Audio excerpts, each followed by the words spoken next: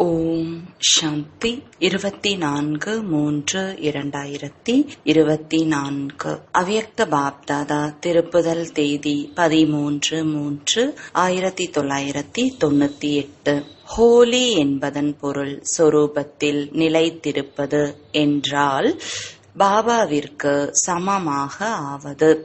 இன்று பாப்தாதா இந்த உலகத்தில் உள்ள தனது புனிதமான உயர்ந்த மற்றும் செல்வந்தரான குழந்தைகளை நாலா பக்கங்களிலும் பார்த்து கொண்டு இருக்கிறார். நெருக்கத்தில் இருந்தாலும் சரி, வெகு தொலைவில் இருந்தாலும் சரி, மனதினால் நெருக்கத்தில் இருந்தாலும் சரி, நாலா பக்கத்திலும் உள்ள குழந்தைகளை பார்த்து புன்முறுவல் செய்து கொண்டிருக்கிறார். ஒவ்வொரு குழந்தைகளும் மிகவும் புனிதமானவர்களாக இருக்கிறார்கள். முழு கல்பத்திலும் வேறு யாரும் உங்களைப் போல மகான் தூய்மையான ஆத்மா இல்லை, ஆகவும் முடியாது. நேரத்திற்கு ஏற்றவாறு தர்ம ஆத்மாக்கள், மகான் ஆத்மாக்கள், தூய்மையான ஆத்மாக்கள் இருப்பார்கள்.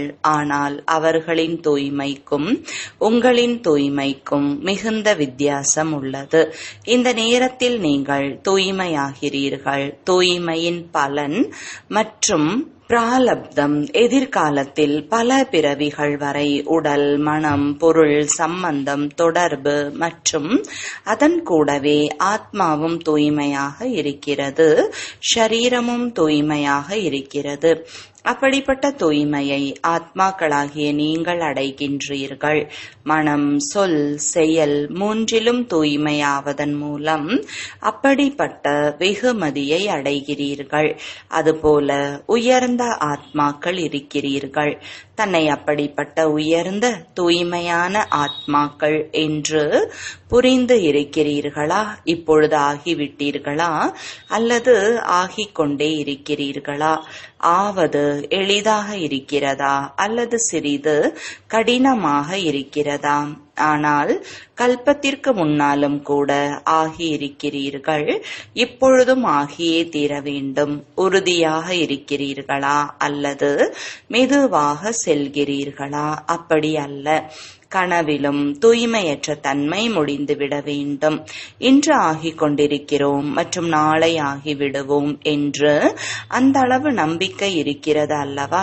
எனவே புனிதமாகவும் இருக்கிறீர்கள், மேலும் உயர்ந்தவர்களாகவும் இருக்கிறீர்கள்.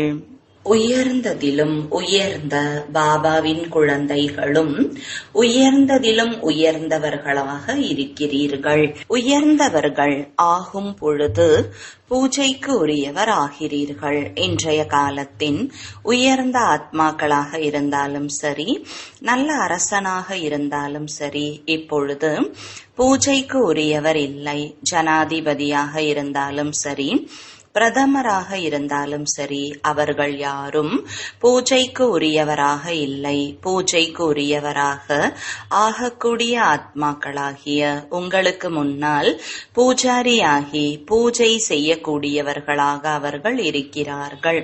இப்பொழுதும் சுயராஜ்ய அதிகாரி ஆகிறீர்கள். எதிர்காலத்திலும் ராஜாவிற்கு எல்லாம் ராஜாவாக ஆகிறீர்கள். எனவே அப்படிப்பட்ட உயர்ந்த பதவியை அடைகிறீர்கள். அதன் கூடவே உலகத்தில் மிக உயர்ந்த செல்வந்தர்களாக இருக்கிறீர்கள். உங்களுடைய பட்டப்பெயரே பல கோடிகளுக்கு அதிபதி, பல கோடி மடங்கு பொக்கிஷம் கிடைத்திருக்கிறது. கோடீஸ்வரர்களும் கூட இந்த பொக்கிஷத்தை அடைய முடியாது. உயர்ந்த ஆத்மாக்களாகிய உங்களுக்கு பாபாவின் மூலம் அப்படிப்பட்ட பாக்கியம் உருவாகிக் கொண்டு இருக்கிறது.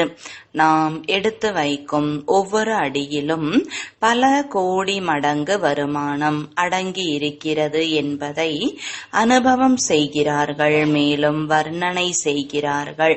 ஒவ்வொரு அடியிலும் பல கோடி மடங்கு இருக்கிறதா அல்லது 100 மடங்கு, 1000 மடங்கு இருக்கிறதா?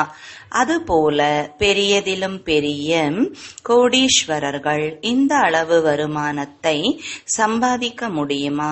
ஒரு அடி எடுத்து வைப்பதில் எவ்வளவு நேரம் எடுக்கும்? அடியை எடுத்து வையுங்கள். எத்தனை நொடிகள் ஆகிறது?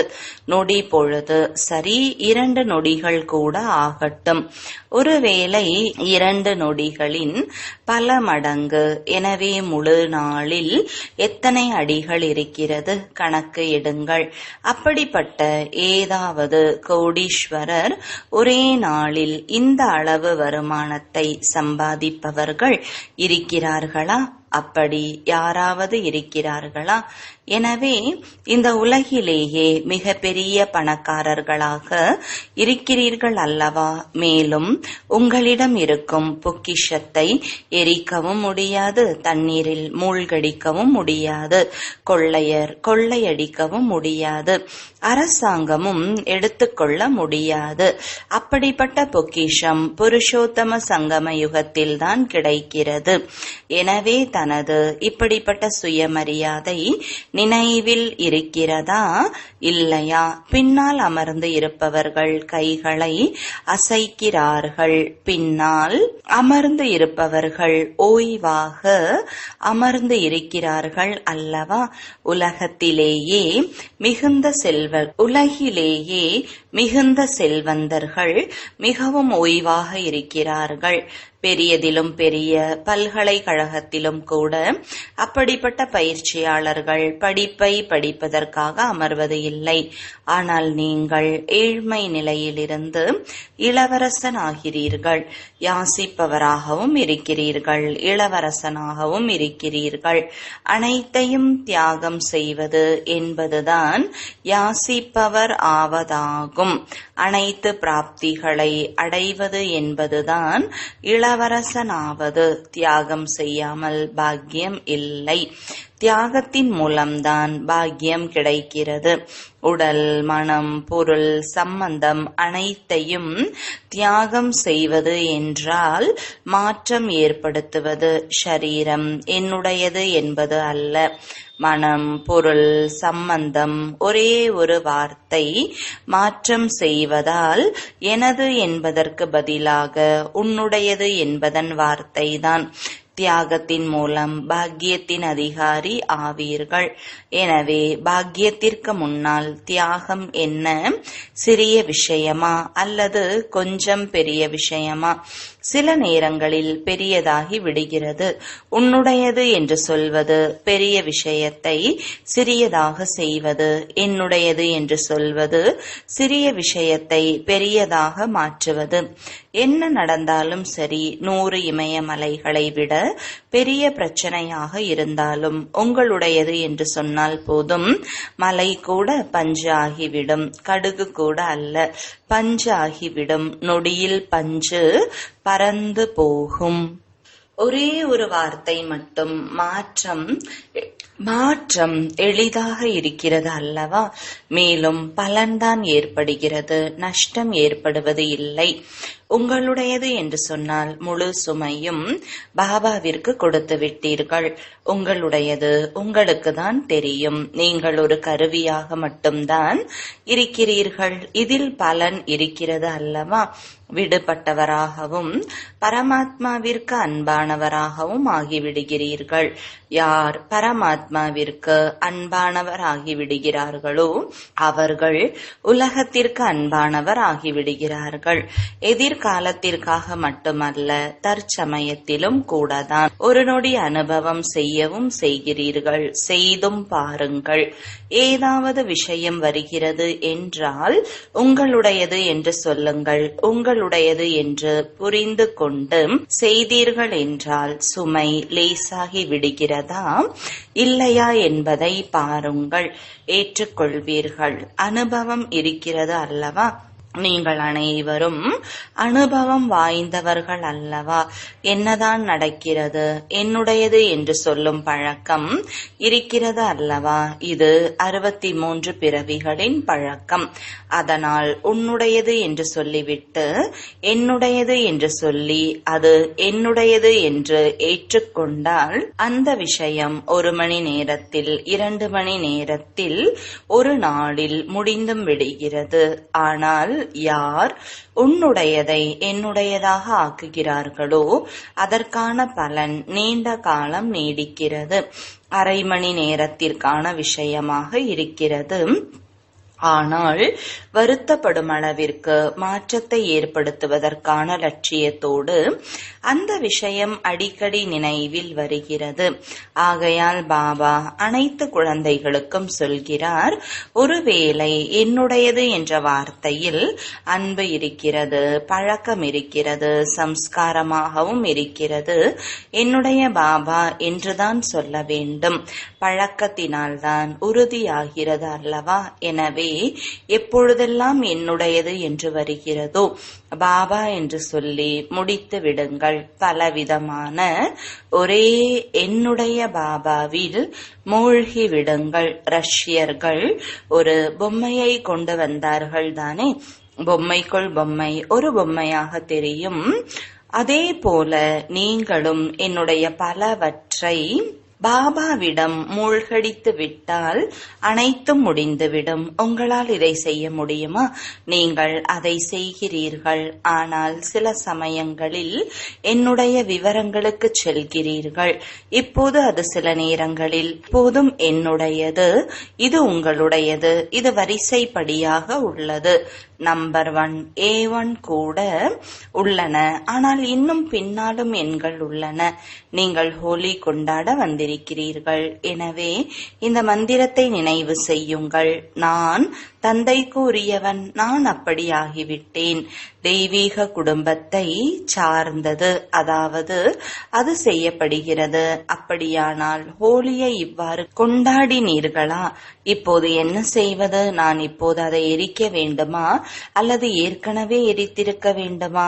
இதற்கு ஆம் என்று சொல்லாதீர்கள். நீங்கள் சிந்திக்கிறீர்களா? பாருங்கள், பக்தி மார்க்கத்தில் நாம் கொண்டாடும் பண்டிகைகள் எதுவாக இருந்தாலும் அவை மறக்க முடியாதவை.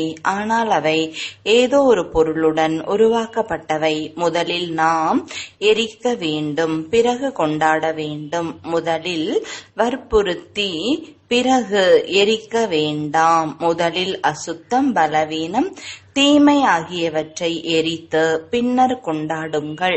எனவே நீங்கள் அதை நீண்ட காலத்திற்கு முன்பு எரித்தீர்களா அல்லது துப்பட்டாவின் ஒரு சிறிய மூலை இன்னும் எஞ்சி இருக்கிறதா? பாண்டவர்கள் அணிந்திருந்த சட்டையோ அல்லது போர்வையோ எஞ்சி இருக்கிறதா? புடவையின் ஒரு மூலை மீதம் இருக்கிறதா என்று பார்க்கவும். ஆன்மீக தூண்டுதலும் சக்தியும் அதீத உணர்வு இன்பமும் முதலில் எரியும் போதுதான் முடியும். பொழுதுபோக்கு வடிவில் கொண்டாடுவது வேறு விஷயம். அதுதான் சங்கம யுகம், கேடிக்கை யுகம். அதனால்தான் நீங்கள் மகிழ்ச்சிகரமான வடிவில் கொண்டாடுகிறீர்கள், அதிகமாக கொண்டாடுகிறீர்கள். ஆனால் கடவுளின் வர்ணங்களில் வர்ணம் பூசப்படுவது என்றால் தந்தைக்கு சமமாக ஆவதாகும்.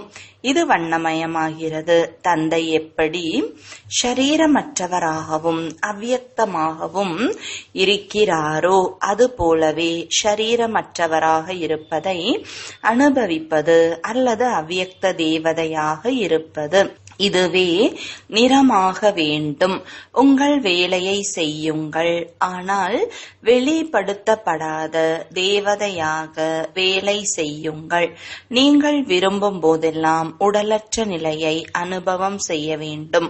உங்கள் மனமும் புத்தியும் உங்கள் கட்டுப்பாட்டில் இருக்க வேண்டும். அதை கட்டளையிடுங்கள். உடலற்றவர்களாக மாறுங்கள். உத்தரவிடப்பட்டது மற்றும் அது செய்யப்பட்டது. தேவதைகளாக மாறுங்கள். ஒரு நொடிக்குள் நீங்கள் விரும்பும் எல்லையில் உங்கள் மனதை நிலைநிறுத்திக் கொள்ளலாம். அதிக நேரம் எடுக்காதது போல அல்ல.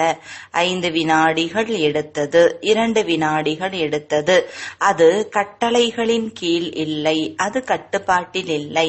நிலைமை எதுவாக இருந்தாலும் கொந்தளிப்பு இருக்கலாம், ஆனால் குழப்பத்திலேயே இருங்கள் என்று இல்லை. அப்படி கட்டுப்படுத்தும் சக்தி உள்ளதா, அல்லது எண்ணிக்கொண்டே உடலற்றவனாகி விட வேண்டுமா? உடல் அற்றவனாகி விடுவதா? அதில் மட்டும் நேரம் வீணாகுமா? தந்தை பார்த்து கொண்டு இருக்கும்போது பல குழந்தைகள் பலவிதமான போஸ்களை மாற்றிக்கொண்டே இருந்தார்கள். அவர்கள் உடலற்றவர்களாக மாற நினைக்கிறார்கள். பிறகு அவர்கள் உடலற்றவர் என்பது ஒரு ஆத்மாவின் வடிவத்தில் அமைந்துள்ளது என்று நினைக்கிறார்கள். ஆம், நான் ஒரு ஆத்மா, நான் ஒரு உடல் அல்ல. நான் ஒரு ஆத்மா மட்டுமே. நான் ஆன்மாவாக வந்தேன், ஆத்மாவாக ஆகின்றேன். இப்போது இந்த சிந்தனையில் நான் உடலற்றவனாக மாற வேண்டுமா, அல்லது உடலற்றவனாக மாற போராட வேண்டுமா? மனதை நொடியில் உடலற்றதாக ஆக்க ஆணையிட்டாய். இதை சொல்லவில்லை, சிந்தித்து பாருங்கள். உடலற்றது என்றால் என்ன? அது எப்போது தயாரிக்கப்படும், எப்படி தயாரிக்கப்படும்? நீங்கள் கட்டளைக்கு கீழ்ப்படியவில்லை அல்லவா? கட்டுப்படுத்தும் சக்தி இல்லை அல்லவா? என்றால் பல சூழ்நிலைகள் குழப்பத்திற்கு வழிவகுக்கும். எனவே ஹோலி என்ற ஒரே ஒரு வார்த்தையை மட்டும் நினைவில் வைத்துக் கொண்டால் பரவாயில்லை. ஹோலி கடந்த காலங்கள் கடந்துவிட்டது. செய்தவை தந்தையின் ஆகிவிட்டது. அது என்ன ஆனது? ஹோலி என்றால் அவள் தூய்மையான ஆத்மா ஆனாள். ஹோலி என்ற ஒரு வார்த்தை உங்களுக்கு நினைவில் இருந்தால், ஹோலி என்ற வார்த்தைக்கு 3 அர்த்தங்களை பயன்படுத்துங்கள். அதை விவரிக்க வேண்டாம். ஆம், ஹோலி என்றால் கடந்து விட்டது, காலம் கடந்து விட்டது. இப்படி நினைத்து கொண்டிருக்காதீர்கள், விளக்கிக் கொண்டே இருங்கள். இல்லை, பொருள் வடிவில் அமைந்துவிடும். நினைத்தது நடந்தது. நீங்கள் இப்படி நினைக்கவில்லை என்றால் தொடர்ந்து சிந்தியுங்கள். நினைத்தது நடந்தது, ஆனது, நிறுவப்பட்டது. பாப் தாதா ட்ரில் செய்ய வைக்கிறார். இப்போது காலத்திற்கு ஏற்ப கருவிகளாக மாறி எப்போதும் நினைவிலும் சேவையிலும் இருக்கும் ஆத்மாக்களாகிய நீங்கள் சுய மாற்றத்தின் மூலம் சக்தி வாய்ந்த மற்றும் வேகமான விதத்தில் உலக மாற்றத்திற்கான அதிர்வுகளை அதிகரிக்க வேண்டும். மனதின் துக்கமும் அமைதியின்மையும் மனதின் பிரச்சனைகளும் மிக வேகமாக சுற்றிலும் பெருகி வருகின்றன. பாப் தாதா உலக ஆத்மாக்கள் மீது இரக்கம் கொள்கிறார். எனவே துக்கத்தின் அலைகள் எவ்வளவு வேகமாக பெருகிறதோ அவ்வளவு அதிகமாக மகிழ்ச்சியை வழங்குபவரின் குழந்தைகளாகிய நீங்கள் உங்கள் மனதின் சக்தியாலும் மனதின் சேவையாலும் சகாஷ் அளிக்கும் சேவையாலும் உங்கள் உள்ளுணர்வின் மூலம் மக்களை உருவாக்குங்கள். சுற்றிலும் மகிழ்ச்சியின் வட்டத்தை அனுபவிக்கவும். நீங்கள் தந்தையை அழைப்பது மட்டுமல்லாமல் வழிபடக்கூடிய தெய்வீக ஆத்மாக்களையும் ஏதாவது ஒரு ரூபத்தில் அழைக்கிறீர்கள். எனவே தேவ ஆத்மாக்களே, வழிபாட்டிற்குரிய ஆத்மாக்களே, உங்கள் பக்த ஆத்மாக்களுக்கு சக்தி கொடுங்கள். அறிவியல் அறிஞர்களும் துக்கத்தை நீக்கும் வழிமுறைகள், மகிழ்ச்சியுடன் துக்கத்தையும் தரும் இது போன்ற கண்டுபிடிப்புகளை கொண்டு வர வேண்டும் என்று நினைக்கிறார்கள். ஆனால் அவர்கள் நிச்சயமாக துக்கமில்லை, மகிழ்ச்சி மட்டுமே இருக்க வேண்டும் என்று நினைக்கிறார்கள். ஆனால் உங்கள் ஆத்மாவில் அழியாத மகிழ்ச்சியை நீங்கள் அனுபவிக்கவில்லை என்றால் அதை எப்படி மற்றவர்களுக்கு கொடுக்க முடியும்? ஆனால் உங்கள் அனைவருக்கும் மகிழ்ச்சி, அமைதி மற்றும் தன்னலமற்ற உண்மையான அன்பு உள்ளது. இந்த இருப்பு உங்களிடம் இருக்கிறதா அல்லது செலவழிக்கப்படுகிறதா? இதை சரிபார்க்கவும். சேமிப்பு செய்யப்படுகின்றன, ஆனால் சேமிப்புடன் செலவுகளும் செலவிடப்படவில்லையா? ஞானத்தின் பொக்கிஷங்கள் செலவுகளால் பெருகும், குறைவது இல்லை. உங்களின் சொந்த இயல்பு, சம்ஸ்காரம் மற்றும் மாயை போன்றவற்றால் ஏற்படும் பிரச்சனைகளை தீர்க்க உங்கள் அதிகாரங்களை நீங்கள் மீண்டும் மீண்டும் பயன்படுத்தினால் உங்கள் சேமிப்பு கணக்கு குறைந்துவிடும். எனவே சேமித்தோம், செலவு ஆகிவிட்டது, மீதம் எவ்வளவு உள்ளது என்ற கணக்கை சோதிக்கவும். சம்பாதித்து சாப்பிட்டேன் இல்லையா? 2 நாட்கள் சம்பாதித்து ஒரே நாளில் இழந்து விட்டால் சம்பாதித்தீர்கள், மேலும் செலவழிக்க வேண்டியதும் ஆயிற்று. அப்படி கணக்கு எதுவும் இல்லையா? இவ்வாறு சம்பாதித்து சாப்பிட்டால் அல்லது அதை உங்களுக்காக மட்டும் செலவழித்து விட்டால் 21 பிறவிகளுக்கு என்ன சேமித்தீர்கள்? சேமிப்பு செய்வது மகிழ்ச்சி அளிக்கிறது.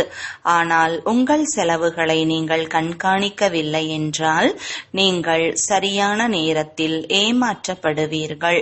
உங்கள் சேமிப்பு கணக்கையும் பாருங்கள். மேலும் உங்களுக்காக எவ்வளவு செலவு செய்தீர்கள் என்பதையும் பாருங்கள். பிறருக்கு குணமோ சக்தியோ ஞானமோ கொடுத்தால் அது செலவு அல்ல, அது உங்கள் கணக்கில் சேமிப்பாகிவிடும். ஆனால் அதை உங்களுக்காக அவ்வப்பொழுது செலவு செய்தால் சேமிப்பு கணக்கு காலியாகிவிடும். அதனால்தான் உங்கள் நல்ல மற்றும் பரந்த புத்திசாலித்தனத்துடன் சரி பார்க்கவும். சேமிப்பு கணக்கு மிக நீண்ட நாளாகவும் அதிகமாகவும் இருக்க வேண்டும். இது எளிதானது. ஒவ்வொரு அடியிலும் பல மடங்கு சேமித்துக் கொண்டே இருந்தால் உங்கள் சேமிப்பின் கணக்கு மிக பெரியதாகிவிடும். அப்படியானால் ஒவ்வொரு செயலும் அடியும் தந்தை பிரம்மா பாபா போலவே இருந்ததா என்று பாருங்கள். நீங்கள் அனுபவம் வாய்ந்தவராக இருந்தால் நீங்கள் எந்த ஒரு புண்ணிய காரியத்தை செய்தாலும் அந்த செயலின் பலன் ஒரே நேரத்தில் தெரியும். மேலும் நீங்கள் மகிழ்ச்சி, சக்தி மற்றும் வெற்றியால் இரட்டை ஒளியாக இருப்பீர்கள். ஏனென்றால் நீங்கள் தந்தையுடன் செயல் செய்ததை நினைவில் கொள்கிறீர்கள். இப்போது ஏதேனும் பாவம் செய்தால் அதற்காக வருந்துவதற்கு மிக நீண்ட காலம் எடுக்கும். சொல்ல போனால் இப்போது பாவ செயல்கள் எதுவும் இருக்கக்கூடாது. காலம் கடந்து விட்டது. ஆனால் வீணான எண்ணங்களோ, வீண் செயல்களோ, வீண் வார்த்தைகளோ, வீண் உறவுகளோ, தொடர்புகளோ இருக்கக்கூடாது. ஏனென்றால் பயனற்ற உறவுகளும் அதிகமாக ஏமாற்றுகின்றன. ஒருவர் ஒரு நிறுவனத்தை போன்ற நிறத்தை பெறுகிறார். பல குழந்தைகள் மிகவும் புத்திசாலிகள். நாங்கள் பழகுவது இல்லை, ஆனால் அவர் என்னை விடுவது இல்லை, நான் இல்லை, அவர் விடுவது இல்லை என்று கூறுகிறார்கள். அப்படியானால் உங்களுக்கு ஒதுங்க தெரியாதா? யாராவது உங்களுக்கு ஒரு கெட்ட பொருளை கொடுத்தால் அதை ஏன் எடுத்துக்கொள்கிறீர்கள்? எடுப்பவர் எடுக்காவிட்டால் கொடுப்பவர் என்ன செய்வார்? அதனால்தான் பயனற்ற உறவுகளும் தொடர்புகளும் கணக்கை காலி செய்கின்றன. அதே நேரத்தில் அது இதயத்தின் உள்ளே வருகிறது, இதயத்தை சாப்பிடுகிறது. இதை செய்யக்கூடாது, ஆனால் நான் செய்கிறேன். கேட்கக்கூடாது, ஆனால் கேட்டால் என்ன செய்வது? ஆனால் நீங்கள் முயற்சி செய்பவராக இருந்தால் வீண் வேலைகள் இருக்கக்கூடாது. நீங்கள் கவனக்குறைவாக இருந்தால் அதை அப்படியே விட்டுவிடுங்கள். பிறகு நிம்மதியாக தூங்குங்கள். திரேதா யுகத்தில் வாருங்கள். ஆனால் முயற்சி இருந்தால் அந்த நொடியில் அது இதயத்திற்கு வருகிறது. இதை செய்யக்கூடாது என்று உள்ளம் உணர்கிறது, ஆனால் நாங்கள் அதை செய்கிறோம். அத்தகைய குழந்தைகளும் ஆச்சரியமானவர்கள் என்று பாப்தாதா கூறுவார். அவர்கள் விரும்பாவிட்டாலும் அதை செய்து கொண்டே இருப்பார்கள். மனதின் விருப்பப்படி சாப்பிட்டு கொண்டே இருப்பார்கள், கேட்டுக்கொண்டே இருப்பார்கள், செய்து கொண்டே இருப்பார்கள். அப்படியானால் அவர்கள் மிகவும் சக்தி வாய்ந்த ஆத்மாக்களா? எனவே பயனற்ற விஷயங்களை கவனத்துடன் சரிபார்க்கவும் நல்லது. நாலா பக்கத்திலும் உள்ள புனிதமான ஆத்மாக்களுக்கு எப்பொழுதும் உயர்ந்த மனநிலையில் நிலைத்திருக்கக்கூடிய உயர்ந்த ஆத்மாக்களுக்கு எப்பொழுதும் அனைத்து பொக்கிஷங்களின் மூலம் நிறைந்த செல்வந்த ஆத்மாக்களுக்கு எப்பொழுதும் ஒவ்வொரு அடியிலும் பல மடங்கு சேமிக்கக்கூடிய பாபாவிற்கு சமமாக ஆகக்கூடிய சிரேஷ்ட ஆத்மாக்களுக்கு எப்பொழுதும் கருணை மனமுடைய மன்னிப்பு கடலின் மாஸ்டராக இருந்து மன்னிக்கக்கூடிய ஆத்மாக்களுக்கு உலகத்தின் துக்கமான ஆத்மாக்களுக்கு சக்தி கொடுப்பதன் மூலம் சுகம் அமைதியின் அஞ்சலியை தரக்கூடிய ஆத்மாக்களுக்கு ஒவ்வொரு நேரமும் தனது சேமிப்பு கணக்கில் நிறைந்திருக்கக்கூடிய மிகவும் வேகமாக முயற்சி செய்யக்கூடிய ஆத்மாக்களுக்கு பாப் தாதாவின் அன்பு நினைவுகள் மற்றும் வணக்கங்கள். ஆன்மீக தந்தைக்கு ஆன்மீக குழந்தைகளின் அன்பு நினைவுகளும் வணக்கங்களும். வரதானம். ஹோலி என்ற வார்த்தையின் பொருளை வாழ்க்கையில் கொண்டு வந்து முயற்சியின் வேகத்தை அதிகரிக்கக்கூடிய தீவிர முயற்சியாளர் ஆகுக. விளக்கம். ஹோலி என்றால் எந்த விஷயம் நடந்து முடிந்து விட்டதோ முடிந்து விட்டது, அதை முற்றிலும் முடித்துவிட வேண்டும். நடந்து முடிந்தவற்றை கடந்து முன்னேற வேண்டும். இதுதான் ஹோலியை கொண்டாடுவதாகும். நடந்து முடிந்த விஷயம் அதுபோல அனுபவமாக வேண்டும். அது மிக பழைய ஏதாவது ஒரு பிறவியின் விஷயமாக இருக்கிறது. அப்படிப்பட்ட மனநிலை இருக்கும் பொழுதுதான் முயற்சியின் வேகம் அதிகரிக்கும். எனவே தனது அல்லது மற்றவர்களின் நடந்து முடிந்த விஷயங்களை ஒரு பொழுதும் சிந்தனையில் கொண்டு வரக்கூடாது, மனதில் வைக்க கூடாது மற்றும் வர்ணனையும் செய்யக்கூடாது. அப்பொழுதுதான் தீவிர முயற்சியாளர் ஆக முடியும். ஸ்லோகன். நான் என்ற தன்மையின் பலவிதமான உறவுகளை முடித்து விடுவதுதான் ஃபரிஷ்தா ஆவது ஆகும். ஓம் சாந்தி.